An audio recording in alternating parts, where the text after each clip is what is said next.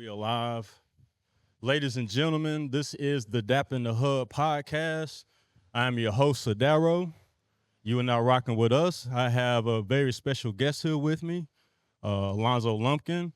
And as you can see at the backdrop, we are here at the Rock Hill Boxing Club, right here off of Crawford Road here in Rock Hill, South Carolina. I do want to go ahead and make an announcement. I am humbled and very honored to say I have my first sponsor. Shout out to Troy at Get Fit with Troy.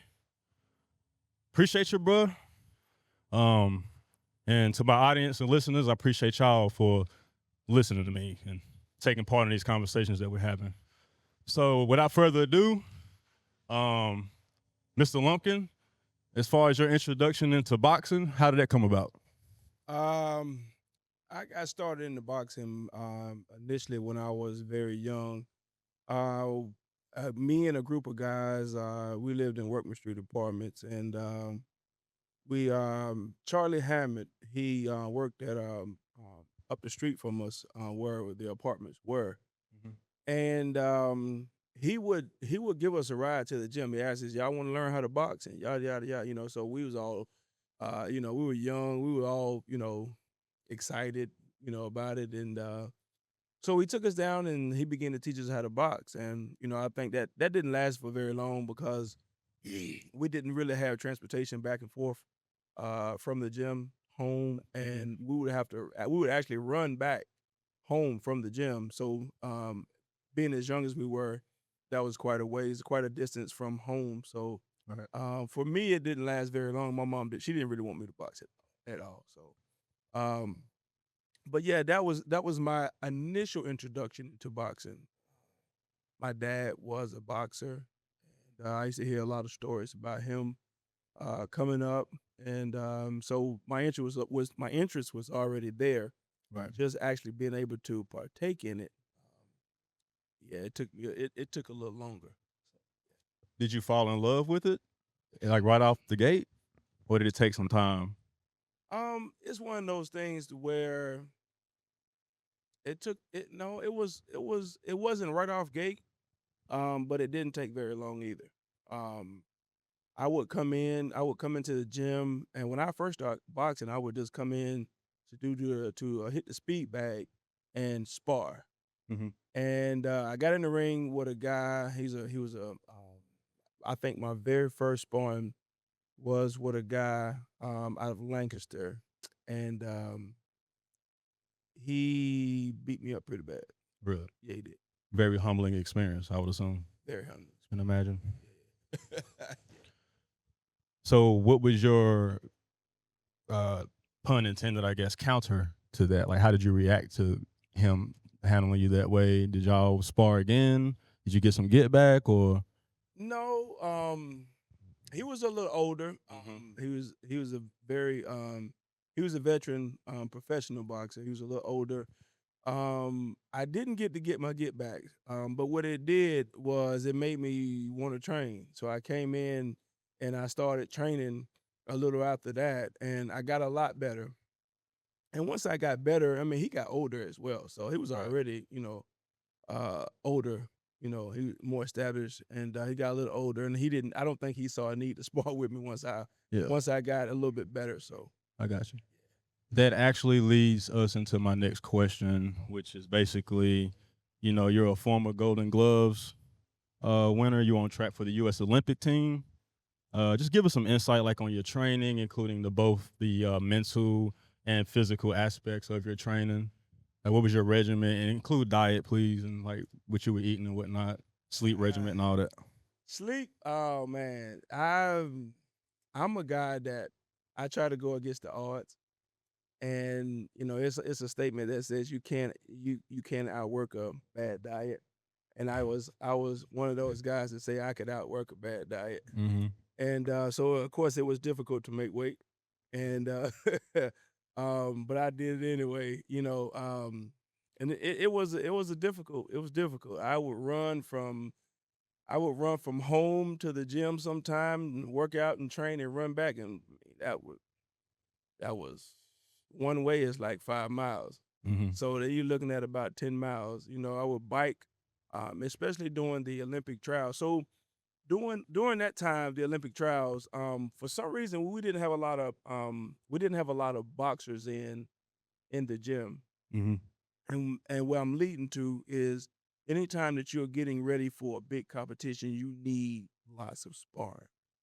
Running, conditioning, all that is great, but you really need a lot of sparring. To get that experience, There, to see what getting punched feels like, right? yeah, to not only to get to see what the punches feel like, because when you're in there, your adrenaline is pumping, so you don't really feel it like but you do feel it, but you not as bad. And not so much of that is timing. Boxing has a lot to do with timing. Boxing has a lot to do with speed. Boxing has a lot to do with counter reactions and so forth. And if you're not in there with somebody your size or bigger, and sometimes smaller, um, those things are going to be way off. And so when I went down to the Olympic trials, a guy named Jared Robinson. So Jared Robinson and myself, we just drove down. So I didn't really. I initially started training for it, and the story was I wasn't going to do it because I had to take off work, and it was like a week. So I had never taken a week off work. All right. So I had to take off work, and then you had to have the funding. And so I had really beat myself up saying, I don't think I could do it. I don't think I could. And every day something something would occur. Like one day I would come in the gym, Miss Margaret Hammond. She said, "Alonzo, are you going to the Olympic trials?" I was like, "Nah, I don't think I'm gonna do it." She said, "Why not?" And I was like, "Yeah, I don't got the money." So then, a few days later, she was like, "You know what? Someone's gonna sponsor you." Ah, okay. And then I was like, later on, I was like, "Nah, I don't think I can take off work." Did you try? So I put in a request and I got it. And so, long story short, all the excuses that I had, there was a counter excuse for it. And so I had to, well, if you think you that good, then you got to go out and prove it. So I went out and Cocoa Beach, Florida, and I was runner up down in that particular tournament. Mm-hmm. Did very well. Like I say, with no, you know, another boxer and myself were the ones that went down. Jared Robinson is actually another boxer. So he and I were working each other's corner. We had some different coaches, various coaches that were helping, but I did very well. I did very well. So that was a lesson, that was a life lesson that was rooted so deep in making a conservative effort, a violent effort to try and not giving up on yourself. That was a huge lesson, big lesson. So yeah, man, Golden Gloves. I've participated and won lots of Golden Gloves. State tournaments, regional tournaments. I've done them. And of course I enjoy boxing. So it's a great experience, and right now I've passed on. We've had so many Golden Glove champions coming out of this gym. We participated in the Olympic trials with some of the boxers that I've had coming out of this gym. We have some junior Olympic boxers. I have one kid, Goku Garcia, and Emir. Were two kids, Goku and Emir Garcia. Those brothers they were last year ranked number 2 in the nation. Very tough tournament for the junior Olympics. Very tough tournament, and they've gotten even better. So I'm expecting big things from those kids. We got some more kids that's coming through that are awesome. They're doing a very good job. So yeah. That's impressive, brother, and that's all under your tutelage. So that says a lot about you, man. I got a lot of respect and admiration for you. I appreciate it. You know what I mean? Appreciate it. With that being said, now some people may see boxing as a violent sport and whatnot and have their perspectives. Why would you recommend training for the youth? Um, the youth really need it. They really need to be they need to be able to, especially the little boys. They Yeah. need it. They need to be able to see where they are versus, I would definitely recommend boxing versus them going out and shooting one another.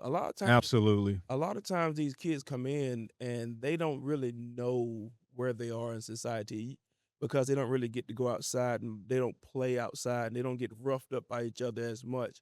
So what happens is they come in, and I've seen them, time and every day.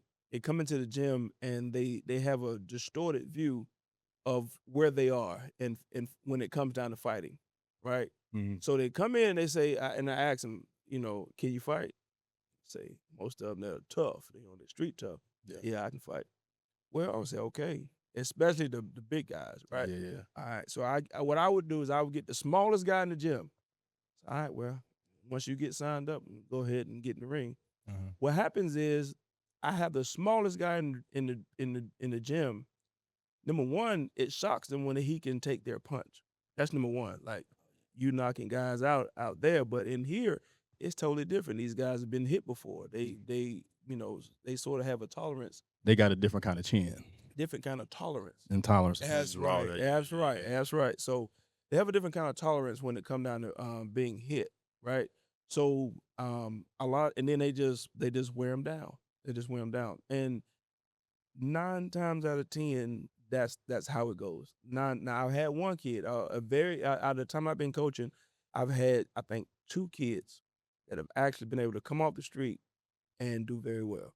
2. I've only seen 2. Yeah, that says a lot. Says a lot. It So does. the discipline that it takes for these kids, they need that. The structure that it takes for these kids, they need that. The humility. I mean, people look at boxing in any combat sport as, these guys are going to be, they're going to be robbing or they're going to be, encountering people and using their fists. Well, actually, it's different. It works the opposite. They don't use their fists as much. Some of the lessons that I make sure that we learn is that just because you're bigger than the person that uh, you're picking on, that don't mean you're better. That don't mean you can beat them. It doesn't. And so like I said, a lot of times the first lesson that some of the older ones get that they got a name for themselves in the street. Okay, come on in here. I'm gonna put you in with the small guy because I'm gonna make sure that you get this lesson from the small guy. I'm not gonna put you in there with a big guy Mm-hmm. because I know that he's going to hit different. It's going to be different. I'm going to give you somewhat of a chance. I would say. You know what I'm saying? Yeah, so yeah. so you're not. I ain't gonna put you behind the 8 ball. I'm gonna give you a chance. See, I'm glad you laid all that out there because when I started this whole process with my idea with the podcast, one of the main things I wanted to spread out in the community was an anti-bullying activist approach because I have a daughter, we've all been to school. We know what bullies do. What bullies do, excuse me, and the effect that it can have on the kid. You know what I mean? Mm. And even with jiu-jitsu, that's why I love jiu-jitsu because it's super duper humbling. Like I'm 6'5". I'm a white belt at jiu-jitsu, just like I'm a white belt at podcasting. That's how I look at it. And I go in there and the guy's a black belt. Of course, I got enough common sense to know I can't beat this guy. Mm-hmm. But a lot of people might be like, well, he's smaller than you. No. Yeah, A, he's trained longer than me, and B, size just doesn't matter. If you have the technique, Right. if you have that experience. So at the end of the day, my point is I wish in the universe there was a reality where there was boxing classes at schools, jiu-jitsu classes at schools, all that bullying to get taken out. Maybe not 100%. Mm. I mean, I'm not a doctor. I don't have statistics right now to show you. Everybody can do their own research. We're just sharing our journeys here. And for the community, parents, you really need to sit down and think about this. And if your kid is bullying other kids or if your kid is on the receiving end of bullying, put them in jiu-jitsu, put them in boxing, put them in both, put them in something to give them a way, an outlet, to give them confidence. Right. So they'll know how to not go out and beat people up, how to defend themselves. Absolutely. Because, as a father, we both have daughters, a daughter. So, like, if your kid comes home and she was being bullied, my automatic reaction is, well, at a younger age, I'm saying tell the teacher. Right. Just tell the teacher. Right. But it gets to a point you have to tell your kid. Well, at least me, I'm speaking for myself only in this moment. If the kid puts their hands on you, you reciprocate that. I'm not gonna get mad at you for that. You know what I'm saying? Like, take up for yourself, defend yourself. Always stand up for what's right and what you believe in. So that's just my whole spiel on that. I think it's very important that we all kind of wake up during this movement and have these conversations. Yeah, absolutely. And Absolutely. you know, and by the way, to circle back to my first podcast, I work out, I do jujitsu, I do all that for my mental health. It helps with depression, anxiety. You get natural dopamine. Folks, do your research. Go sit in the sauna. I meditate, I pray, I do it all. So yeah, I'm just out here trying to help the kids, the future. I'm doing this for my daughter, my grandma, my family, his family, the generations to come. This is for y'all. Absolutely. Think about it like this: Muhammad Ali, right? You hear the story about Muhammad Ali and how he got into boxing. He got his bicycle stolen, right? Then he decides to join a local gym, and he takes up boxing so that whoever stole his bike, he can beat him up. Just think about what kind of mindset he has to say, I'm going to go to a boxing gym so I can learn how to fight.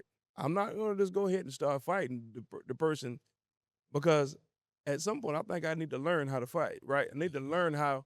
So that level of preparation, that level of saying, I don't know if I can beat this guy, whoever stole my bicycle. People don't think about it like that. Yeah. I don't know, who this guy is, but when I do catch him, I'm going to be able to fight. I'm going to be able to defend myself. I'm going to be able to address this thing about my bicycle being stolen. By the way, Muhammad Ali was my favorite amongst all boxers. He's my favorite. What he did in the ring, outside the ring, what he stood for. Yeah, that was my guy. Yeah, he was a bad man. Yes, sir. Ali, baby. Now, since we're on the subject of the community and everything, that's what this is all about anyway, really. Mm-hmm. Gloves up, guns down. I love the slogan. Y'all had a group of people. I was included. We were all here. You had 4 or 5 individuals, including yourself. Shout out to Marlos Barnett, Jonathan Nazir, everybody who was involved. Man, I was blown away. I was sitting right over there, and I was like, I got some stuff to say, but I don't want to say it today. I'm just going to sit back and watch and see what's going on, because I got stuff coming up, and I know me and Alonzo are going to sit down and have a conversation. So here we are. Just tell the audience briefly what that was all about, and just give them some insight, please. So that was actually my first guns down, gloves up event, right? Okay. And what we were trying to do is get more people involved in putting down the guns, picking up the boxing gloves, a different alternative to approaching resolution, right? Mm-hmm. And I wanted to bring awareness using different people, not just sports people. We had Matt Hires, we had C.T. Kirk in the building, we had yourself, we had Jonathan Nazir, we had lots of people, Rick Wiltz. So we had a lot of people that had different perspectives on how you handle that. And then you got myself. Of course, I'm gonna say, let's get in the ring and duke it out. And we go.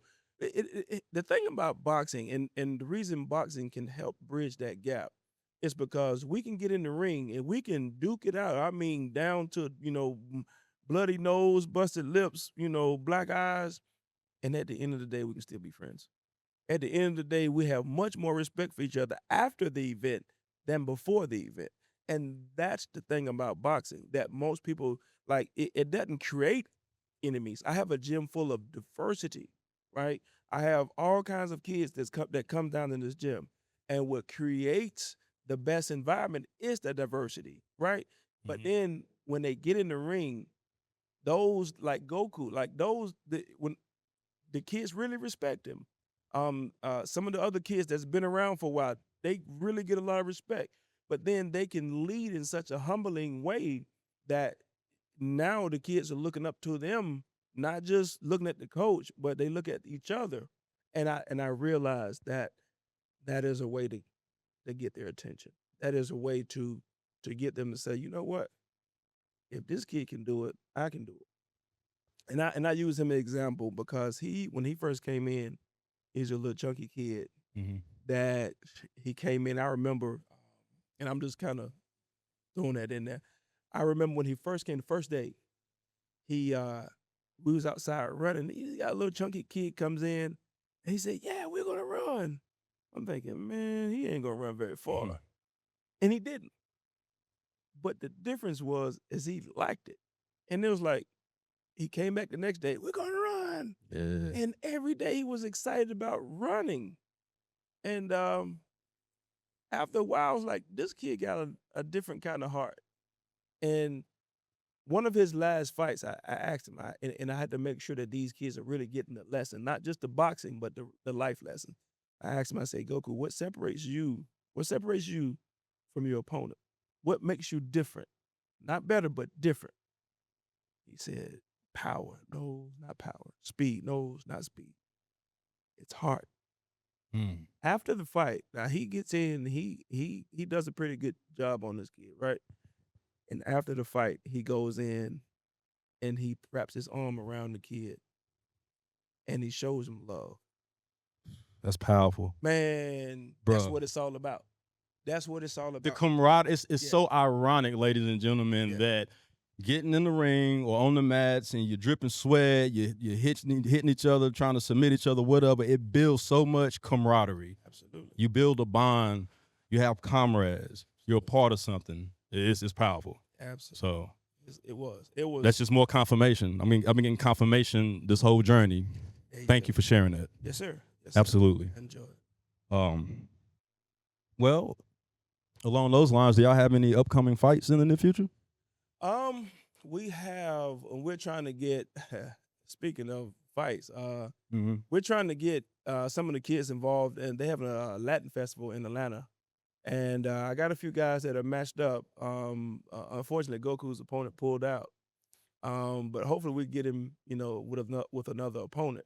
But we're trying to get down to Atlanta to do the Latin festival. I think there's and that's on November 1st. Next month there are two events. One is in Columbia. I think the other is in Charleston. So we're trying to make sure that we're prepared for those three events coming up. We're pretty close to the end of the year. So normally we start kind of winding down a little bit and then we'll crank back up at the beginning. But those are the three events that we're working on right now. Okay. Well, you just keep me posted on that, and I am 100% all in on promoting whatever you got going on, bro. Yes, sir.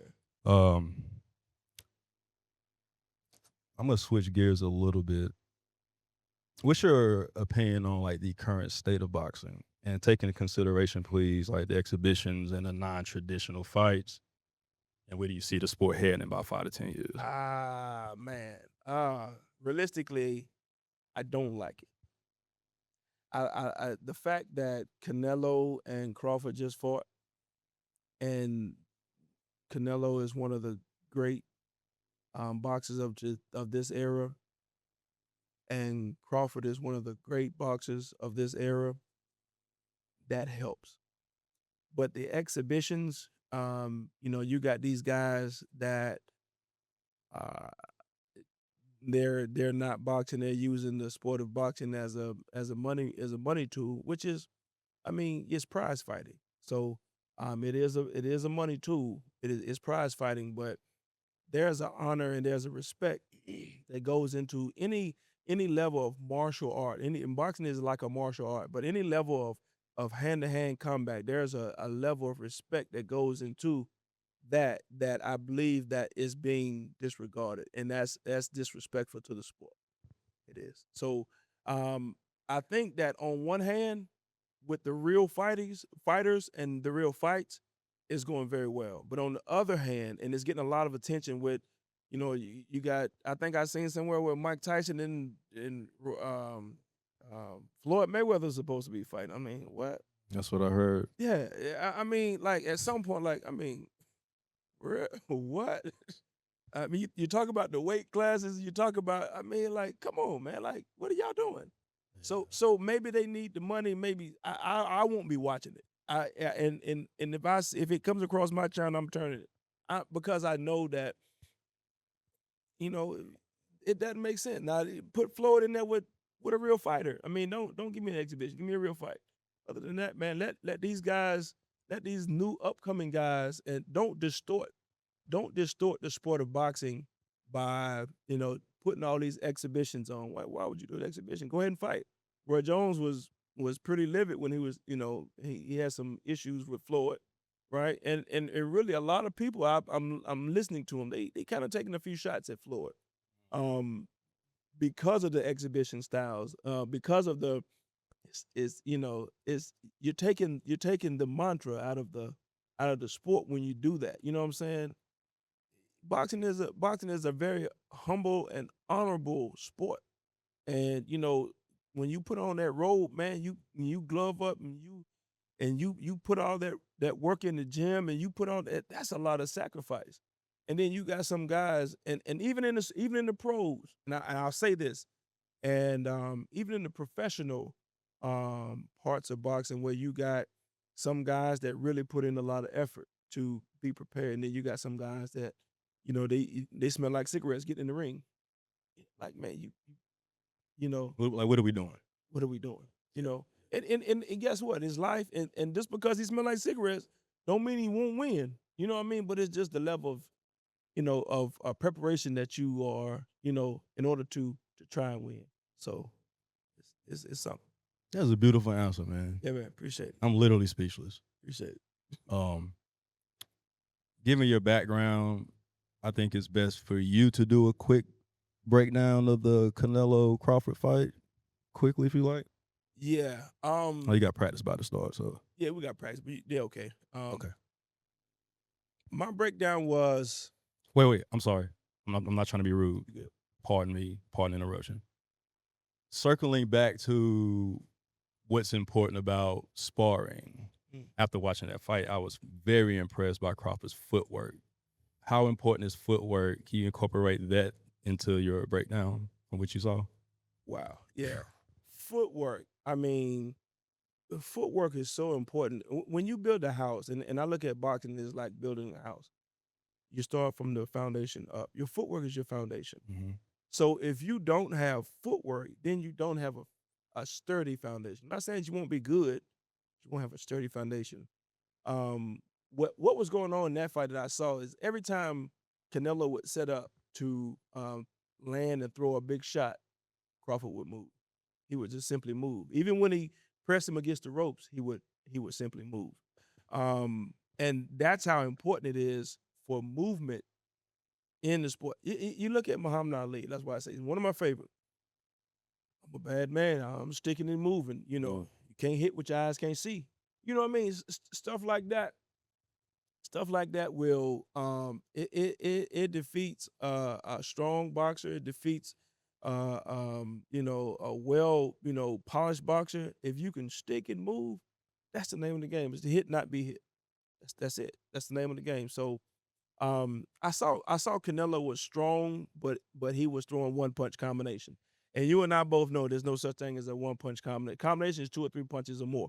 2 punches or more is combination. Mm-hmm. He was throwing a lot of onesies. A guy like Crawford, you can't do that. And you have to move your head off the line. So some of these basics that we teach every day, that I teach every day in this gym, I didn't see them. And during the interview, I did hear Canelo say that his body wouldn't respond, and that told me everything I needed to know. Right? Mm-hmm. Yeah. So it's a good fight. Crawford was very well prepared. That's why I talk about preparation.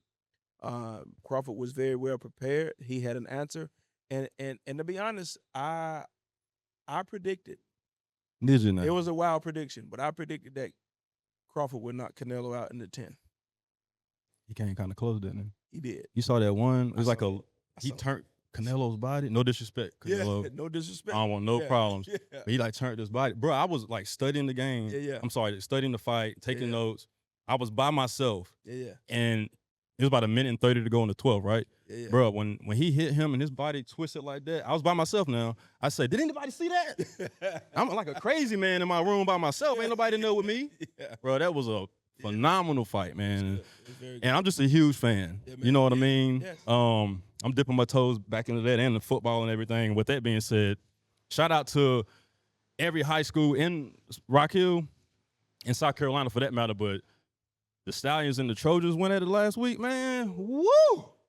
Yeah, man. Hey, Jake Currens' son, Zay is a problem and a solution. That's what I've been telling people.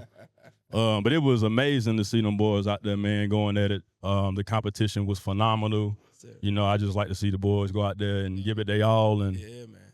hopefully go home with a victory. But, man, at the end of the day, with all this stuff, I'm not saying give out, you know, like trophies to everybody. But I think if you show up and you give it your all, like you a winner. Yeah, oh yeah, absolutely. At the end of the day, especially with the youth, you know what I'm saying? We need to teach that to them. Like you show up, have a positive mindset. Like, you know, my daughter play volleyball. You know, I'm assistant coach for them, and I love it. And I love to see the girls grow. And you know what I'm saying? And what I'm implementing with their serving is in real time, yes, sir, getting better. Man, like that's a beautiful thing to me. But I always tell her it's all about sportsmanship. You know, just always have a positive mindset. Yes, it's not all about you. Yes. It's really not. Yes. And that's how we all need to look at life, yes. man. Yes. Once again, like I talk to a lot of people, and the reason why I'm doing this is because I'm tired of talking, per se. Although I'm having these conversations, but I'm beyond sick and tired of being sick and tired. You know, you got the potholes in the roads over here, the egg carton, the cartons of eggs are going up. Like, what are we gonna do? We need to stop complaining, have open, honest conversations and discussions, and figure out the best route to move forward. I am going to provide the knowledge to give us the power as a community. And I can't do it all on my own, y'all. Y'all got to be with me. You don't got to, but I highly suggest you join the movement, which I didn't start. I'm just a part of it. So, anything you like to share as far as how people can reach you on social media? Oh, hold on. Let me back earlier. We was talking about bullying. I said the name Billy. Shout out to my man Billy at Supreme Nutrition. I actually saw him at the gym earlier when I was working out. But yeah, I'm a little disappointed. Not from what I've heard from Ty and Billy, no one's came in there and checked them out and left, you know what I'm saying, giving them a dap and a hug. People, I'm assuming one or two things. Either A, everybody already in shape and doing what they need to be doing, and everybody's good. Everybody's staying active and doing what's necessary to be healthy. This is all about getting healthy. And not only getting it together, but keeping it together. Get it together and keep it together. Or B, you just don't care. So if the latter of the two is the case, I'm disappointed because I'm trying to help everybody out. We can help each other and grow. Yep. And I'm going to be the cohesive gel to bring people together, business owners together. All right, you know, it's time to stop complaining and time to start taking action, y'all, for real. But bro, I appreciate you. Yes, sir. It's my second podcast, bro. Yeah, man. I'm honored to have you on. We'll do another one, man. Yes, like I said, you got any fights coming up, you let me know. I will. Whatever we need to do to, you know, keep spreading the word, man, and keep doing what we're doing. Yes, sir. Ladies and gentlemen, as I was saying, this is the second episode of the Dap and the Hug podcast. And remember, respect and love at Dap and the Hug. Peace.